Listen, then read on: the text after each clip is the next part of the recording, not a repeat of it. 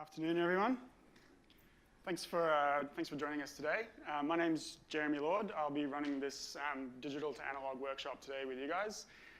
Just in a nutshell, what we're going to be talking about is a little bit about the pros and cons and the pitfalls of using digital media as opposed to analog media specific to illustration. And then we'll just be going through a workshop. Essentially, what I'll get you guys to do, there's some files on your Macs here. You guys will be taking a look at recreating this piece that I have up here, which is one of mine. Yeah, again, thanks for joining us. I'm just going to run through a quick presentation on some of the basic fundamental principles and differences in between analog and digital mediums. This will probably take about 20 minutes, hopefully. And then we'll get right into the hands-on portion of this, where you guys will be using the wavecoms that are in front of you and pretty much exclusively Photoshop to be taking the analog pieces and then adding color and lines and changes and all this kind of stuff to it. Okay? Does anybody have any questions before we launch straight into it? Everybody's good? Everybody's been to other workshops today, I imagine? Yeah? All right, cool. Okay, so what I do as an illustrator is obviously illustration, and I tend to use predominantly digital medium simply because it's one of those things that the industry requires us to use as a kind of a point of focus, which doesn't mean to say that I don't use analog medium. It's probably just not as commercial focused. So we'll come back to this idea. This image will come back at the end of the presentation as well.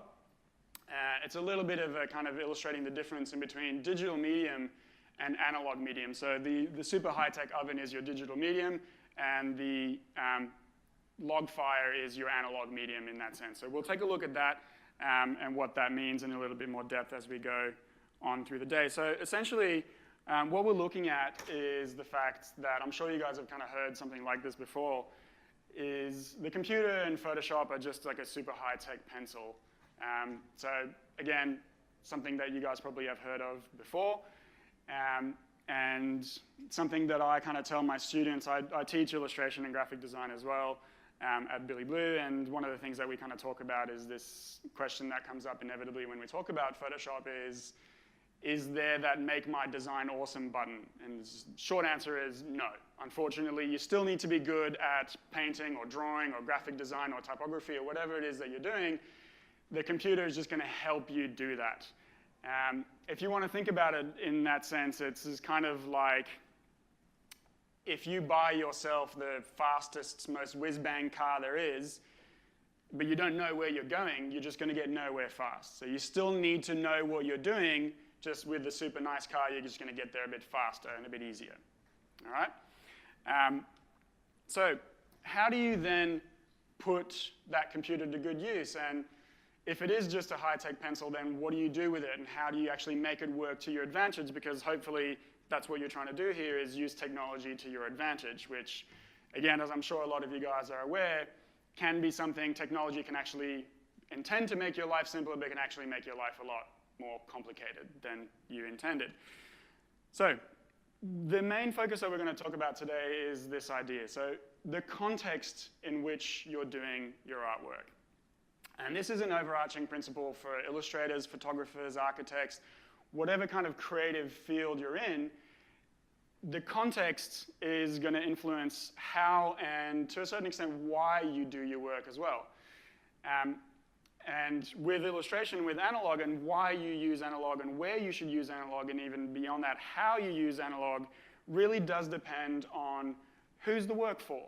What is it going to be used as? Is it going onto a web page? Is it going to be printed? Is it going on to an animator who's going to pull it apart and animate it? What do you actually need to do? Or is it just going up in a gallery? In which case, who cares how you did it as long as it looks good? Because people are just buying the image. They're not using the image, so to speak, if that makes sense. Yeah? So context really is something that we will talk about quite a bit today, and it's this idea of using the right tool for the right job. Yeah? And this analogy of eating soup with a fork. Like if you try and eat soup with a fork. If nobody's shown you a spoon in your life and they present you with a bowl of soup and a fork and you try and eat it, you're going to look at this fork and go, this thing is useless. Who invented this dumb thing? I can't use it to do that, right? Because that's not what a fork is meant for. All right? So if you use the programs in ways that they're not intended to be used, then you're going to think that those programs are broken and they don't work properly. All right? Again, taking a look at this idea of context and how and why you should be using things. So, like I said, if it is just another pencil, then why bother at all? So there are obviously huge advantages to using Photoshop. Can I just get a quick hands up? Who's kind of even just kind of basically fluent at Adobe CC programs like Photoshop, Illustrator, InDesign? Yeah? Anybody else in here is just first time, never even seen Photoshop in their life? Okay. So most of you kind of understand what Photoshop and other Adobe programs tend to do, right? So one of the main things that we talk about with digital is this idea of changes. Being able to do changes at the drop of a hat, no longer having to do things like an analog medium where if you're doing a watercolor painting or an acrylic painting, you need to mix your paints, get the right color. You need to wash your brushes. You need to wait for that paint to dry if you want to put a coat on top of it or any other medium on top. So it's inherently this kind of lengthy process. And when you're working for a client on a timeline, to give you guys a sense of scale for illustration, illustration's not necessarily like any other medium compared to, I guess, for lack of a better kind of analogy, on one end of the spectrum is illustration. On the other end is probably something like web design. Okay, and again, I'm generalizing massively here, but they're kind of two separate disciplines in creative fields that are, I think, at kind of opposite ends of the spectrum. Web design tends to be something that requires a long, lengthy project over months, holding your client's hand, to guide them through the do's and don'ts and how you add blocks and text and any images to the website. Illustration is much more of a kind of do the illustration, hand it over to the client, and sayonara, I'm out of here, right?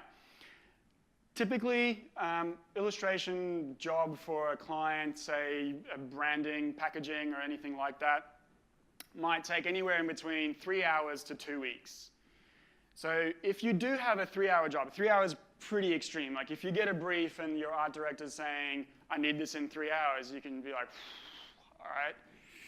That's not super realistic, but it can happen.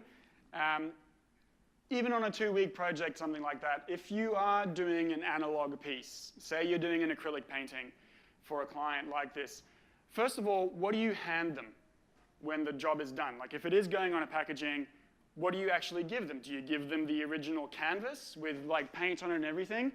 That might deteriorate. Do you then scan it and send them a high-res TIFF or JPEG of that work? What if they want to go in and say, you know what, I don't really like the blue elements in there, or whatever that you put in, can you change them to green? With analog medium, what you then need to do is basically redo the whole painting. Generalizing a little bit again, because there are times where you can actually just change that one thing, but broadly speaking, what you will have to do when you're working with analog medium is to just redo the entire piece. If you mess up, you have to redo it. If your client wants to make a change, you need to redo it. That takes time, and every time, as I said, you need to wait for your paints to dry, clean your brushes, mix your paints. It's a long, lengthy process, and if you've got 3 hours to do something that's quite detailed, you're never going to get there. Okay? Not to mention the fact that if you do send, if you have done a painting, and you do scan it and send your client a JPEG that doesn't have any layers or anything on it, what happens if they then want to pull it apart to kind of, you know what, we really like this element of it, we want to put it on the front of the pack, whereas the main element otherwise can just go on the back, so we can pull it apart. It's pretty modular, right? So in a commercial sense, in a professional sense, the analog medium is super un-user-friendly. Really just not something that's very good for that. Whereas, obviously, digital as you guys all know, you have almost unlimited amount of undos. So if you mess up, you've just got a button and it just goes back in the past, undo. You can essentially start your whole artwork over again without having committed to anything. This idea of commitment to your artwork can also be a problem. We'll take a look at that in a minute as well. But essentially, that's the main thing. And this is where we kind of cue our broad kind of sweeping statement is, in illustration, specifically again speaking, you tend to have illustrators are also artists. Now, the difference in between those two kind of things is essentially, as an illustrator, you're working commercially. So you're doing storyboards, you're doing packaging illustrations, you're doing animation. Whatever it is that you're doing for a client that is not you, for a brief, for a commercial purpose. The artist in you is the one that is probably going to enjoy themselves a little bit more, which is you do your own personal work, you get it printed, framed, and you put it up in a gallery and you sell that work as is. And there's no brief outside of what you've set yourself as a task. Does that make sense? Yeah? So that kind of difference in between an artist and an illustrator is where, generally speaking, as an artist, you tend to work analog. Again, broad sweeping statement because myself and a lot of my friends who are illustrators will also work digitally when they're doing personal work. That's just how they work, right? That's a matter of taste. But generally speaking, if you're working commercially, you're doing digital. If you're working personal is where you can fit your analog work. And again, this is something that I'll come back as well. There's an emotional response to analog work that digital doesn't quite capture, which is why you can kind of put that into your analog personal work. So with saying that, there's two kinds of varieties of analog to digital work. The first is doing something like this. So the wolf's head here on the right is something that I've done, as you can see from all these kind of, call them analog assets. Okay, so that's a real live made of wood pencil drawing, that's a watercolor, and all that is watercolor splats that I've scanned separately, right? And then I use Photoshop as it's kind of the name Photoshop kind of suggests, and what it was originally intended as is this idea of photocomping. Take photographs, collage them together into this one image that you can then use to do whatever you want. Over the years, it's kind of evolved to kind of talk to different professions, but that's the general intent. So again, depending on context, which is one of the first things that we spoke about, this can be really handy because if you are faced with a client who's asking you, I do need a commercial piece, but I do need for it to look like it was made by hand. I don't want the analog look because it's a children's book or whatever. It needs to look like it was done by hand, so that medium fits, so we want it to look like that, right? But we also need to make changes quite fast. So what this kind of work will allow you to do is, if you think about the layers, the pencil drawing is there. So if I need to add something onto the pencil layer, I can just literally draw more pencil on that drawing, rescan it, and then put it back onto the layer in Photoshop, okay? Or if you, like, I don't know if you guys can see, this little thing here is just right next to the right eye of that wolf as a separate layer. So that can change color, it can change size, I can rotate it, I can erase it, I can edit a lot of elements of this image and keep it entirely looking like it's analog, okay? What I'm essentially doing on something like this is forward thinking, and this requires obviously a little bit of knowledge of how Photoshop works and what you can or can't do with it, but what I'm doing here is basically saying I'm going to draw all these things separately and then scan them separately. So I'm kind of making analog layers, if that makes sense. Right? I'm prepping my layers already on paper so that I can scan them separately and treat them separately. Right? This takes a lot of planning, takes a lot of time, and you don't necessarily have all the editing options that you do if you're doing a full digital piece, which is the other kind of thing that we're looking at. So for instance, if my client all of a sudden decided that they wanted like another wolf in there, I'd have to draw that whole wolf again, right? Actually, I'd probably have to do that digitally anyways, but example of something that might be a little bit harder to do would be something like if I had to re-edit some of the watercolor in Photoshop. Watercolor is one of those things that no matter what program you're using, computers can't still quite grasp because watercolor is random, as I'm sure that anybody who's played with watercolor will know, that watercolor kind of does what it wants to do. It doesn't behave according to a program, right? A friend of mine always kind of has a bit of a dad joke about there's probably no watercolor paintings in the Matrix because computers can't compute that, right? So that can be an issue. The other kind of digital work that you might be faced with is something like this, which is what you guys are going to be doing today, all right? So this starts from an analog drawing. So this is just a pencil drawing in my sketchbook that I've then scanned. As you can see, I've actually added elements to that rather than color it up and just use the line work existing. I've actually added more work to it. When you're doing something like this, this is full digital. There is zero analog work in there. The sketch was only used as a kind of a base to trace over and then recolor the work, do digital line work over that again, and then have this entirely editable, modulable piece that has full layers that if I sent this over to an art director, they can kind of do whatever they want with it within the reason of the rights agreement that we've agreed to. So essentially on something like this, you don't even really need that analog sketch. The analog sketch is just there because I'm still an illustrator and I still got into this because when I was in like kindy and first grade, I liked to get my hands dirty and come home with marker all over your face. So I still like to work a little bit analog. There's an emotional response there that I don't want to be completely full digital. Already about 90% of the work that I do is digital. And I feel that if I relinquished kind of doing sketches on paper still to then take them digital, it's kind of like Darth Vader helmet is like completely on now and I've joined the dark side and I'm never touching a pencil again. Which is a little bit sad, and I know it's a kind of a little bit of a corny idea, but as an illustrator and as an artist, it is something that you do need to think about, is how you actually balance your work in between the digital realm and the analog realm. So this kind of work is probably way more common in the digital realm than this kind of stuff, because it is just, this is digital art at its core. You've used Photoshop, Illustrator, whatever program you're using to make a piece that is completely pixels. All right? Okay, so some of the pitfalls of digital is you have full control over what you're doing. So anybody here ever been given an open brief by a client or a teacher or whatever? Yeah, it's just kind of like, I want an illustration, I want a piece of type or whatever. I don't care what I want, just make it look awesome. That brief. Has anybody ever kind of dealt with that before?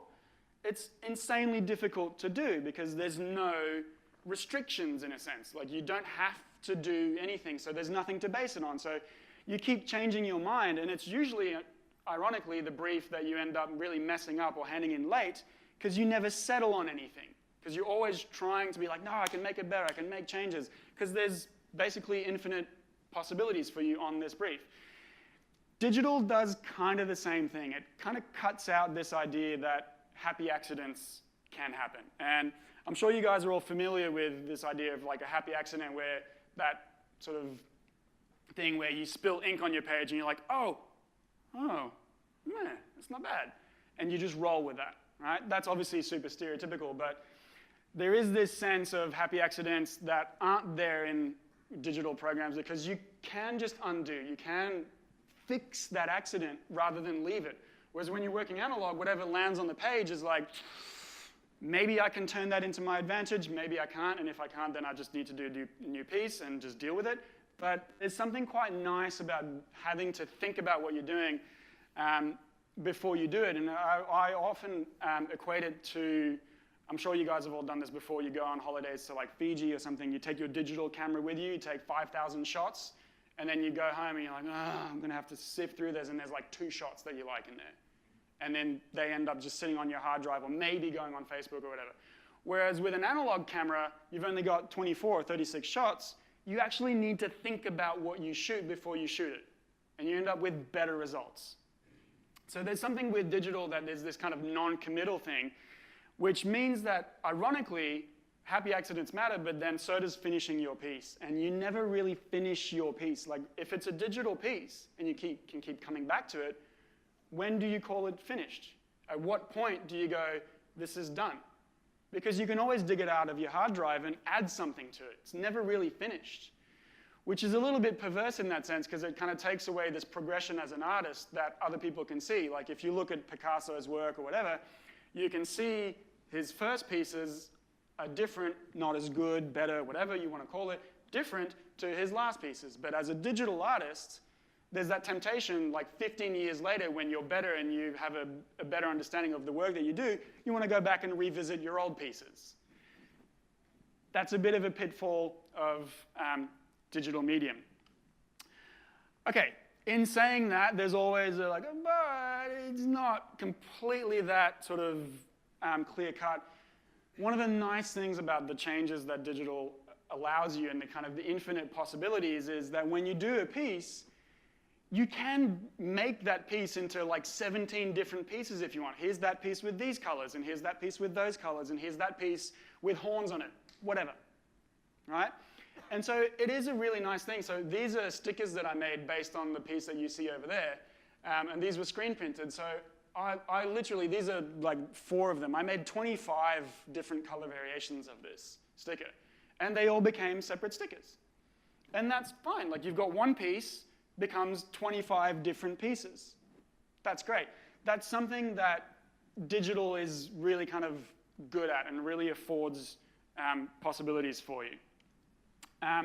So the final word of this is analog good? Sorry, digital good, or is it bad? And I think, again, it depends on context, and it's this thing of, like, with great power comes great responsibility. It's how you use it. The tool itself isn't inherently bad. Just like splitting atoms doesn't necessarily mean that we need to destroy entire cities. It can be used in different ways. It's like the Force, same thing. It can be dark side or light side. Digital is kind of like the gray side of the Force. It just depends on how you use it. You can use it for the wrong reasons, in which case it's probably going to be evil. You can use it for the right reasons, in which case it's probably going to be great, and you're going to do really awesome work with it. My Photoshop teacher in college always kind of said, if Van Gogh and Monet and all those guys had Photoshop, I'm sure they would have used it. They might not have been doing digital pieces, but I have a lot of like artist friends who will use Photoshop to do a color sketch and then take that sketch onto canvas just to go like, hey, what would happen if I made that tree orange instead of green? Cool, Photoshop will allow me to do that really quickly. I can get a really nice understanding of how that looks, and then I can make it for real on Paint. Make sense? So there are different ways to use it, and none are inherently good or bad. It just depends on the context that you use it in. The final thing that I'll touch on is this. So we kind of looked at this first, and this is where it gets a little bit more emotional, is has anybody ever kind of like gone fishing or whatever, and you catch the fish, you gut it, and then you eat it like 3 hours later? Anybody ever done that? That fish is the best tasting fish you've ever had in your life. Not because it's the freshest, even though it probably is, but because there's an emotional connection there to the fact that you've actually had to cook it, you've gone through the steps in the process. And what I often say on this kind of thing is you can't microwave a slow roast. A slow roast is good because it takes time. You need to go through the motions to do. You can't speed it up. It's not something that is immediate. And it's good because it isn't immediate, right? So your digital medium in this oven means that you can control the exact amount of heat that you apply to something. You can give it a timer. You can do all these things that a fire can't do. If you leave your stuff on the fire, it will burn. If you put it in the oven and set a timer, it will stop when you've told it to stop. So the oven will do a lot of things that a fire can't. But there's a nice connection to cooking your food on an open fire. There's something emotional with that digital will never get, no matter what program you use, because it's digital, because you've taken that out of it. Which is why I tend to try and work analog as much as possible where I can, because it is still that response there to it, okay? Now, in saying that, you don't necessarily want to discard one or the other. right? You have a lot of people who are like, death to digital, and others who are like, analog sucks, let's never touch it. I think that's a little bit sad. People who are saying death to digital, or people who are saying death to analog, it's not that clear cut. It's like when cars came around, people weren't saying like death to cars, I prefer walking. Like walking is more pleasant, you get some exercise, you get some fresh air, but you wouldn't walk from here to London. That's when you're pretty happy you've got an airplane or a car. So the kind of the final answer to all of this is a little bit just flip-flop in between both. Why not? You've got that opportunity. You can do. You can go from your sketch pack to your computer. So why not do that? Never just go like, I'm never going to do digital again, and I'm never going to do analog again. I think that's kind of boxing yourself in unnecessarily. You can just switch between both, make it work to your advantage. In different proportions according to how like you want to work, but never kind of burn your bridge and say, I'm never going to do digital. Because I think that you might regret that. Same if you ever say, like, I'm never going to touch analog. At some point, you're going to be like, I wish I hadn't said that, right? So just some examples of some of the work that I've done that has started analog and then gone to digital. Whether or not in the final piece there's any inkling of it having been an analog drawing at first is kind of irrelevant, right? It's more about the process. You kind of working in that sense to get to this result. And again, on this one, there's no sketch on the visual, but I've done a sketch first, and then I've scanned it, and then I've worked it up, and then gotten rid of the sketch. OK, fine. That's all right. If that's the result that I was looking for, that's how it goes. So this one has, here we go, a little bit of a GIF of the steps that it's taken from the marker drawing to the finished digital piece. And again, the finished digital piece has 0 analog in the finished visual. But these are the steps that I've taken to do it. And sketching digital is a little bit like, anybody work in branding? Anybody ever had to like design a logo, for instance? You always get told, like, do your thumbnails pen on paper, because it's faster. And you get that kind of response. So doing your sketch analog is kind of the same principle. It's this thing of like, it's just more responsive. You know what you're doing. You feel more comfortable with it. It's a bit more of a natural response. And then, take it into Illustrator or Photoshop or whatever, and then do it properly, quote unquote. But yeah, so again, same thing. This one has obviously a hell of a lot of analog still in it. You can see the drawing. It's just been tweaked a little bit and added stuff. So yeah, again, how you use it. This one is literally the same watercolor assets that I did on the wolf. This was just a quick exercise, and then using selection tool and a mask to make it to the Sydney skyline. So yeah, the possibilities are infinite, essentially, with this kind of stuff, and how you mix and match. So yeah, mix and match all you like. OK, workshop time. So on your computers, you should have this file called Files for Make It, in which you guys will see a color palette, the line sketch, and the original sketch that has been created in Photoshop. So I'm going to take you guys through some basic tips and tricks on how to actually go from this to the finished colored piece, completely digital or semi-digital or semi-analog, and we'll take it from there. All right, so that folder should be on your desktop. I believe as well that we will be giving you guys these workbooks at the end of the session. So these workbooks are basically just kind of like a condensed version of what we're going to be going through. So if you miss any steps, we've got a few TAs around that can help you guys. So ask questions. I'll be going around, obviously, helping you guys too. But if you miss anything, it should be in here as well. So don't feel that you need to kind of stress out too much about remembering everything that we're going to go through. Most of what we're going to go through is pretty basic, with exception of a few kind of more specific tips and tricks. But yeah, so everybody's got that open. Everybody's got those files. Anybody alive? Yeah.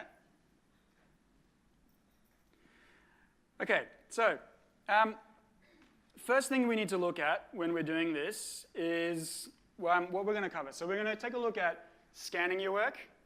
Obviously, I've already done that for you guys, but there are sort of tips and tricks to scanning your work.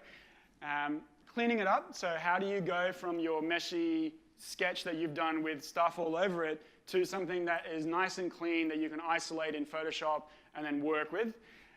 We'll take a look at analog or digital line work. Now, this is something that's very specific, but it's going to make a huge difference in the output of your file. Do you maintain an analog drawing, so you've done an ink drawing that you've slaved over for hours? Do you keep that in there? Or do you retrace that drawing with a brush in Photoshop? There's massive implications further on down the track, so we'll take a look at that. We'll take a look at choosing and applying color, so pretty basic at first, but gets a little bit more complicated as we go. And then we'll talk a little bit about workflow in terms of layering and client proofing your work. Okay, so how to make sure that your client can use the file and not sort of lose their minds over it. Okay, so very, very basically what we've got is scanning your work. You want to think about what's the final outcome of your work. So when you go through and you kind of scan this page, if you're going to be using an analog line work, then you need to think about that, because you're going to be using that JPEG that you've scanned at size. So if you need to print this for your client at like A2 or A0 on a billboard, you better be damn sure to scan it at that resolution, otherwise it's going to look really pixelated and horrible on your final image. So again, before you start, you need to think about what's the final results going to be, right? So once you've scanned it and taken it into Photoshop, so grab that image and just open it up in Photoshop for me. We've got Wacom's here, which you guys are welcome to use. I would recommend using them. As an illustrator, I can't do without it. Trying to paint with a mouse, no matter how good the mouse is kind of like trying to do brain surgery with a brick. It's not really good for anybody. So open up that sketch in Photoshop. And so what we've got in here is we need to think about, again, what the final output is going to be. So I'll show you guys the finished file. Excuse me.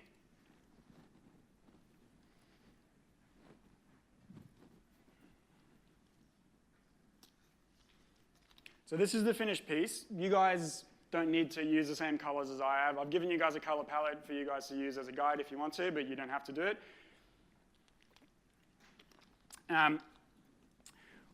What you guys can see is that I still actually have the original drawing here on a layer there that I've literally just placed exactly on top of my work. Actually, it's kind of the other way around. I've done my work underneath that drawing. I haven't then slaved over trying to get it exactly the right size and placement. But that is there. So if you are thinking of having your final sketch be in the image, then think about how you're going to scan it, right? Okay, so what we need to do is we need to think about how we are going to use this artwork to create our piece. So at the moment, it's pretty easy because the drawing isn't actually physically attached to any other part of the drawings that I have on this page. All right? So I can actually make a pretty simple and easy, oops, sorry.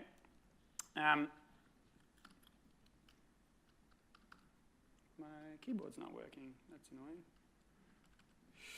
Okay, never mind.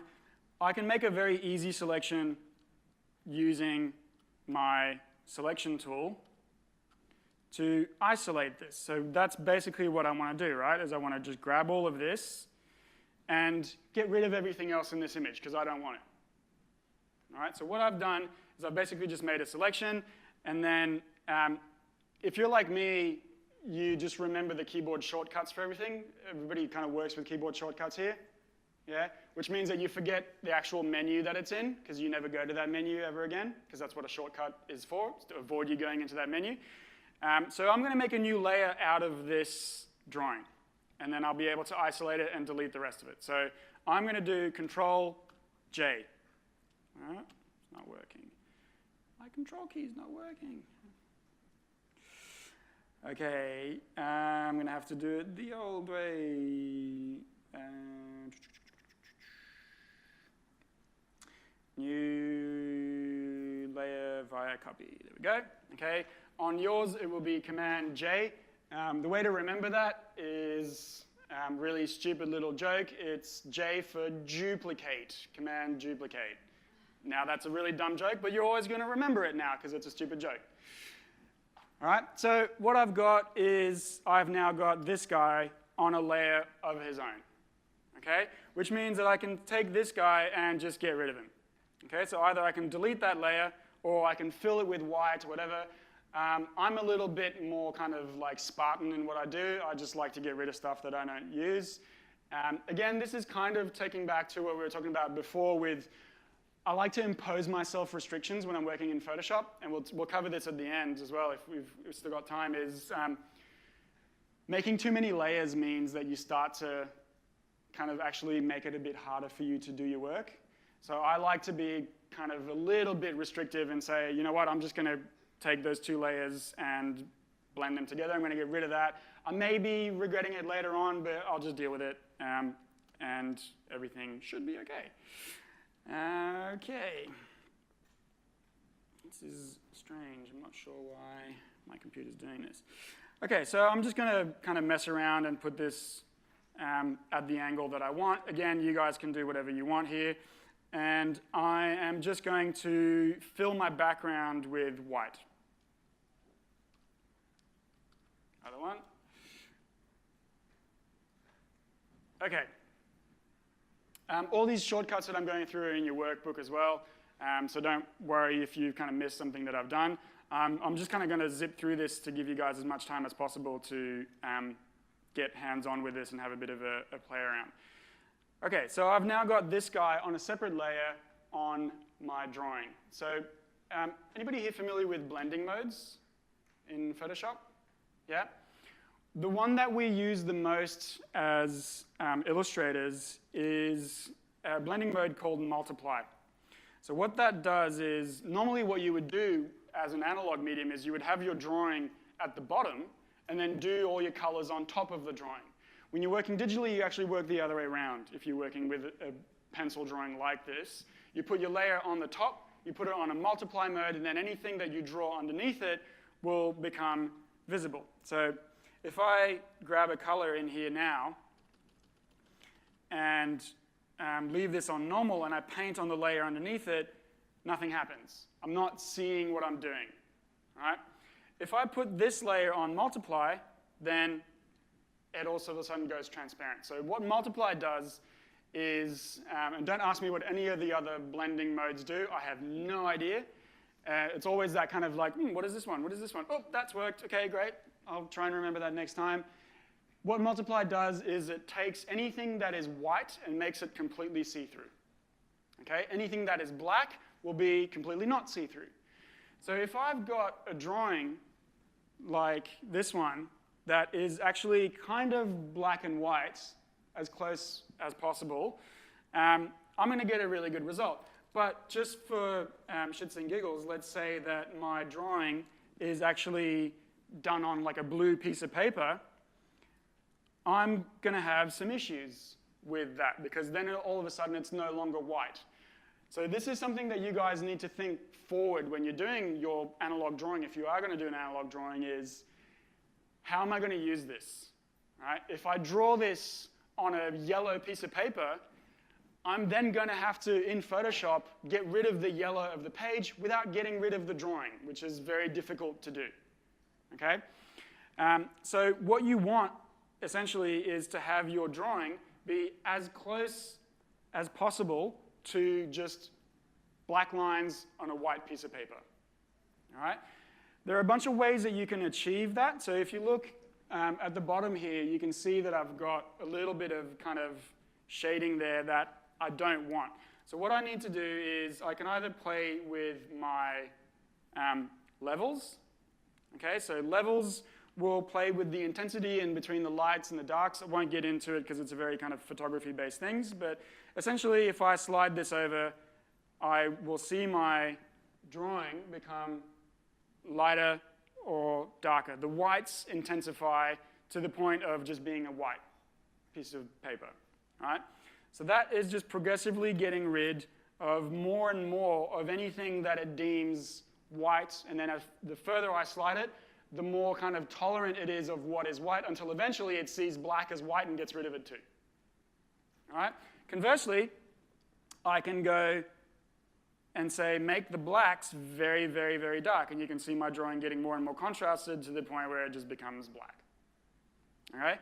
So you want to kind of find this middle ground, and all we're trying to do here, because we've gotten pretty close, again, future-proofing our piece. We've done it on a white piece of paper, so that means that we're going to scan it properly, and then we're not going to have too much work in Photoshop to do to get it to the point of being able to use it. So all I really need to do here is that. The blue lines in here, I could get rid of, but because I know further on that I'm not even going to use this drawing for anything in the piece, I'm just going to use it as a guide, I don't care. But if I was going to use that, I could attempt to get rid of those blue lines without getting rid of too much of the black. There's always a little bit of compromise there, but there we go. Okay, so I've got my drawing here, ready to go. All I need to do now is just get rid of this and that, and I'm good to go. Okay, I've got my drawing on a nice white background in Photoshop, ready to play with colors. All right, so how do we then start working with this? So we're just going to start putting in colors. So in your folder here, you've got the colors that I've kind of used in this. Happy for you guys to use these same colors. Use different colors if you want. That's up to you. The beauty is that whatever color you use, they're entirely editable further down the track because it's a digital piece. So go nuts. All right, so different ways of applying your color. This might seem a little bit obvious, but you can do it a bunch of different ways.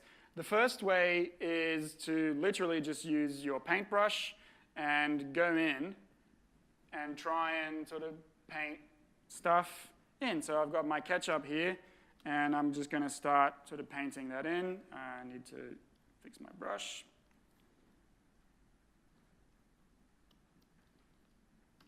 Okay, so I can literally just go in there and kind of paint in those lines a little bit. It can be a little bit painstaking, but at the same time, this is literally digital painting at its core. You're painting with pixels, right? Again, very difficult to do without a Wacom. Okay, this is the brain surgery brick analogy. So definitely something that if you are thinking of becoming an illustrator, you might be thinking of investing in one of these because it does make your life easier. But it's not the only way to do it. I can also use, for big surfaces, if you've got a small brush, then you're going to be kind of coloring in for hours. It's a bit annoying. Big surfaces can be a little bit more easy to do with your lasso tool. So your lasso tool basically allows you to draw a selection and then fill that whole area very quickly with the color of bread, whatever, it's radioactive bread, who cares? And there we go. Okay, so that's one way to kind of draw. You can paint, you can select. How you then select can be entirely up to you. There are different selection tools available to you. You've got your lasso tool, which allows you to draw a selection. You've got your polygon lasso tool, which does the same thing, just with straight lines. This, by the way, is very easy to use with a mouse. You don't need a Wacom to do this because it's not drawing. You're just clicking in different spots. Okay? And then you can start to kind of fill these colors, background, foreground, however much you want. All right? Okay, now, before we move on, one of the main things that we're looking at when we're kind of talking about digital painting is you want to think about, I'll talk about this in a sec, but you want to think about the same kind of principles apply as if you were doing regular analog painting. You want to work broad first. Okay? And this is more of a kind of a general artistic tip than anything else, but don't don't do this kind of thing where you're like, all right, cool, I'm going to make this section perfect, and then I'm going to move on to this section and that section. You want to work in really kind of broad strokes. So just go kind of crazy at first, and don't worry too much about kind of staying within the lines, because at first you really want to just get a really quick impression of how the overall drawing is going to look and feel at the end of your piece. Right? So you don't want to get too bogged down into detail at this stage. You just want to sort of go a little bit wild and free and start painting. How you layer these is also entirely up to you. So I've got a little bit of a weird one here for you guys, which is this image here. So what this image is essentially a breakdown of how I've actually ordered my layers in this piece and trying to make it look a little bit kind of 3D. So if you can imagine kind of peeling my artwork's layers apart, every kind of element within reason is its own layer. So obviously my drawing started there, but now is at the top. But I've got the bun, and then I've got the inside kind of weird thing of the bun, and then I've added a texture, and then I've got the sausage, which looks really funny, the sauce, the shading, and then the skate wheels, and then the outline. So I've done a digital outline on this piece, okay? The reason for that is because it becomes a lot more editable further on down the track, and we'll take a look at that when we start thinking about how changing colors will affect our piece. But does everybody kind of make sense of this and how it works? Okay? And this is where I was talking about before, about being a little bit Spartan with your work and just kind of almost, it's a terrible word, but inflicting restrictions on yourself. Yeah? I could very well do the ketchup and mustard on separate layers. I totally could. But just in terms of, again, like, I know that this is a personal piece, so I'm probably not going to be changing that too much and moving them around. So I can put them on the same layer, and I've saved an extra layer for myself, right? You could put them on separate layers, and then they become separately editable if you're working with a client who knows what your client's going to say to you. And if they are on the same layer, that might cause some troubles further on down the track. That's a risk I'm willing to take. At the end of the day, you're also an illustrator. You're meant to be doing illustrations. So if you're scared of having to redraw what you just drew, might be a bit of an issue, okay? So an economy of layers can be really a good thing and help you kind of edit that. So if you have your ketchup and your mustard, if every single one of these little elements in here, like this bit here and that bit here and that one there, they're all on separate layers, if I then say to you, can you change all the ketchup to like peri-peri sauce or whatever, you're going to have to go through every single one of those layers and change the color individually. That takes a lot more time than if you place them all into one layer and then you can just do that change across the board. Okay? But again, it's a bit of a balancing act because that can cause some issues further on down the track. So, with that, I've done my bun and my sausage on the same layer. I might be thinking of doing them on separate layers, and then my sauce would go on a separate layer, and then so on and so forth, okay? Layering your artwork is kind of a personal thing. It's up to you.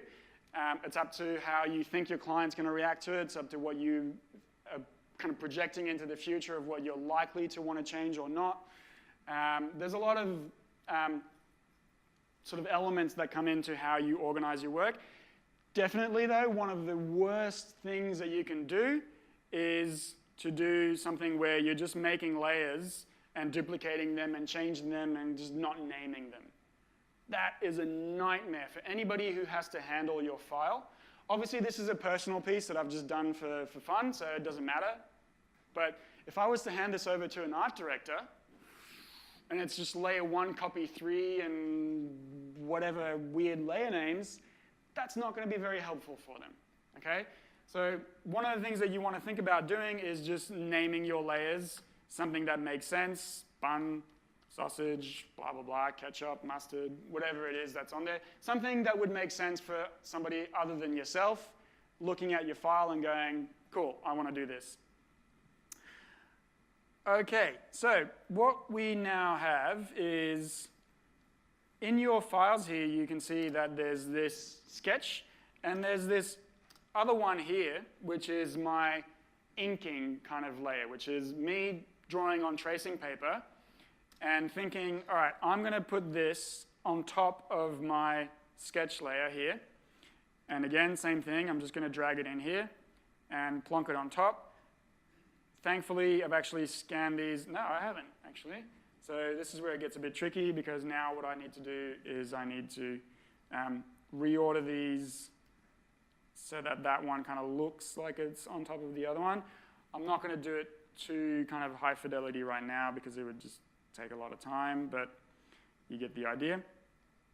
So this is kind of a nice way to give your drawing a little bit more contrast without necessarily kind of losing that analog feel to it, because now I've still got something that looks kind of analog, okay? The problem arises a little bit further on down the track where my client might say, can we, rather than have all the artwork be black, can we have this artwork be darker versions of what the outline is for it? So that made no sense at all to anybody in this room, so let me explain what I mean by that, is this. Okay, if you look in my layers here, so I've got an outline somewhere, there we go, color outline.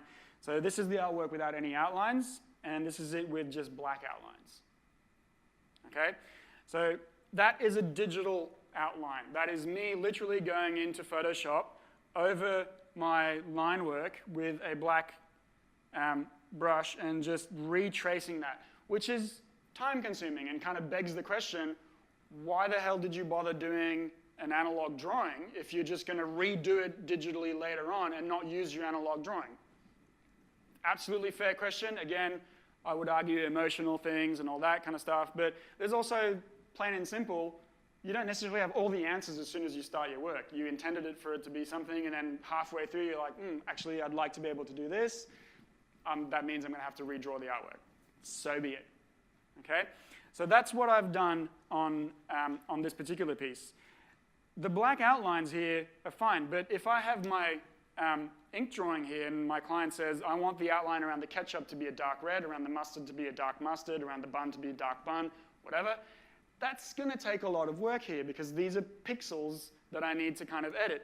And they're on a multiply mode. So if I do this to my artwork, bring it back to that, and say, okay, cool, you know what? I want all of my artwork to be this kind of like red color because it's for the ketchup. You'll notice, first of all, that my page has got kind of pink because it's not perfectly white, which is something that I can change later on, but there you have it.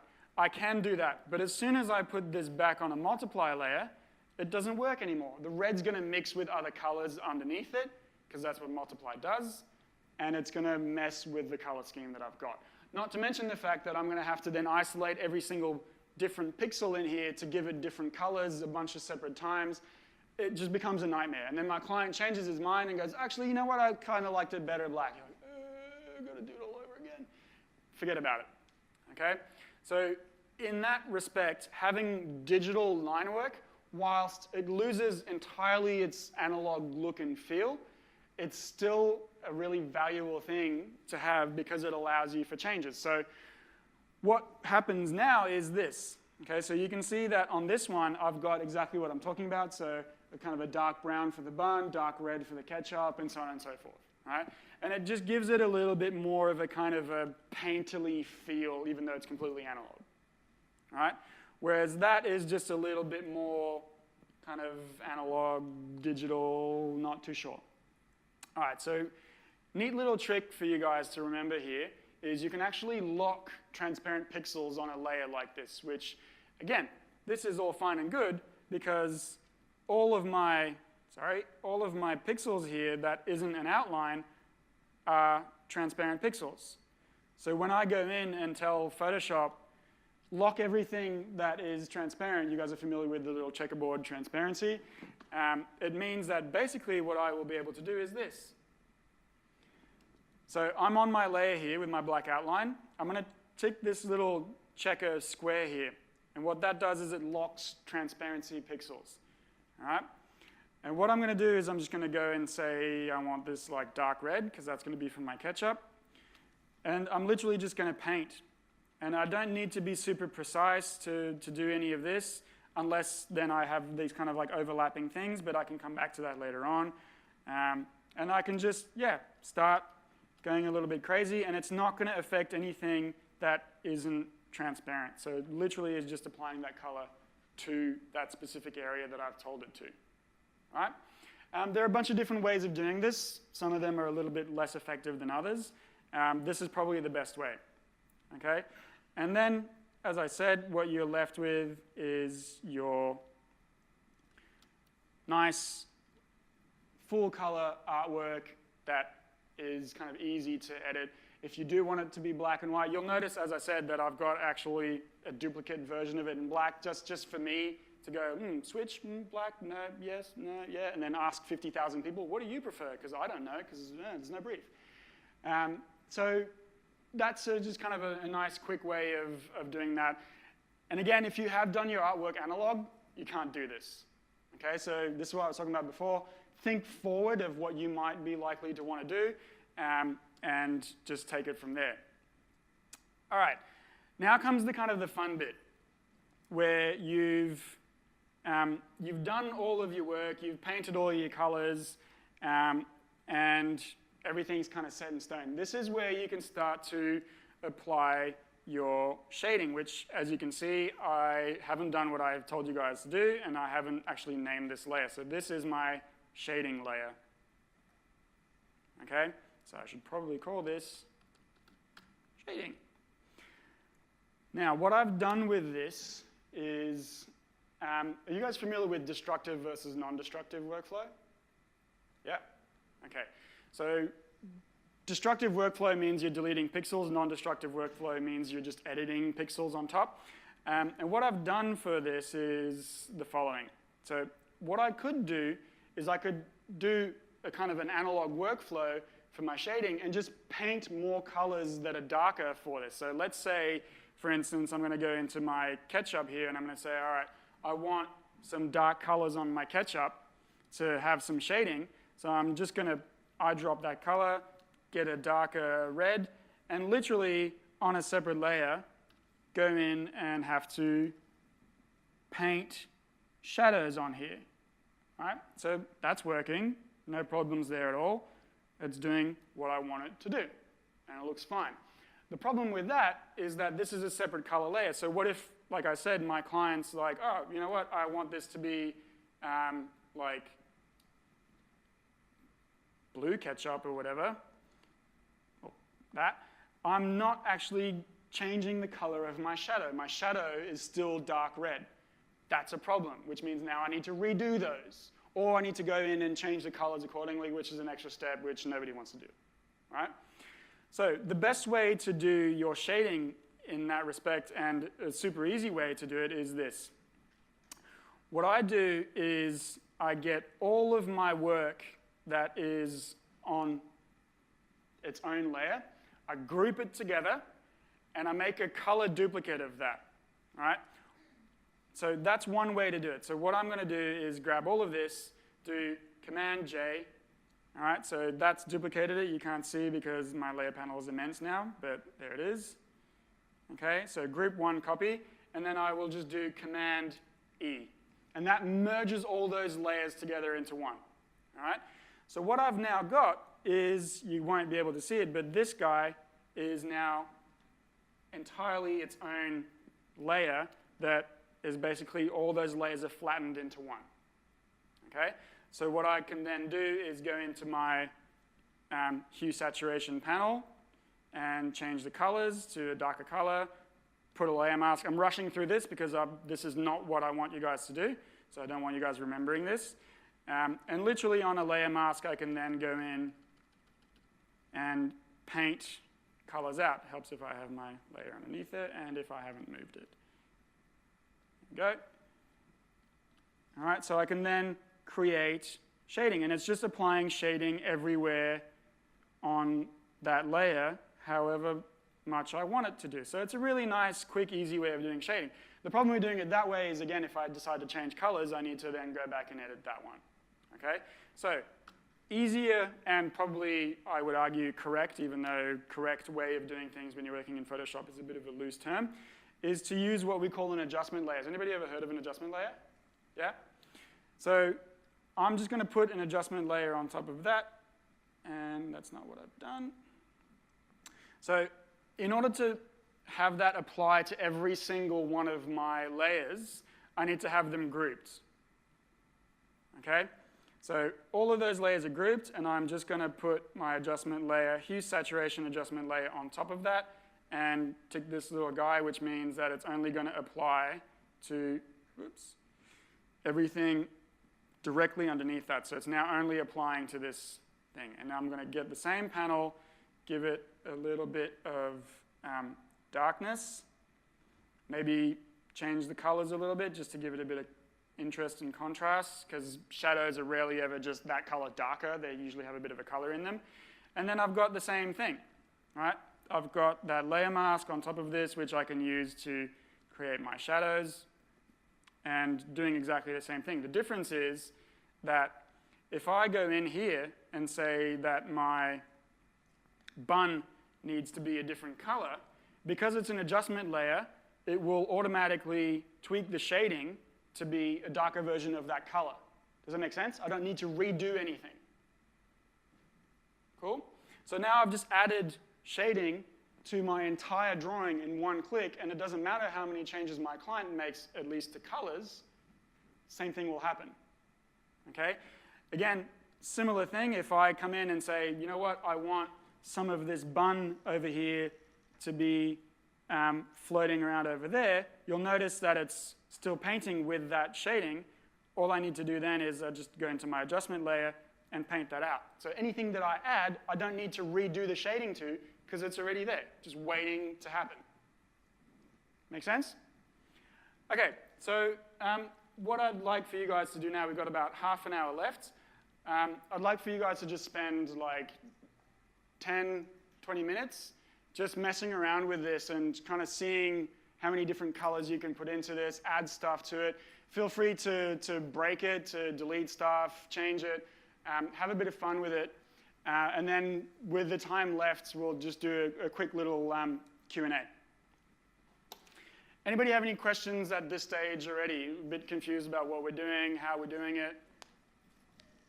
Yes, no? All right, go for it. So thanks for coming, guys. I hope you guys kind of learned a couple of things, and if not, I hope you at least enjoyed it. I'll be here tomorrow as well. I'll be hanging around for the rest of the day on the Microsoft stand downstairs, so if you guys do have any questions that you were too embarrassed to ask, then please come and find me. Yeah, that's it. Thanks very much.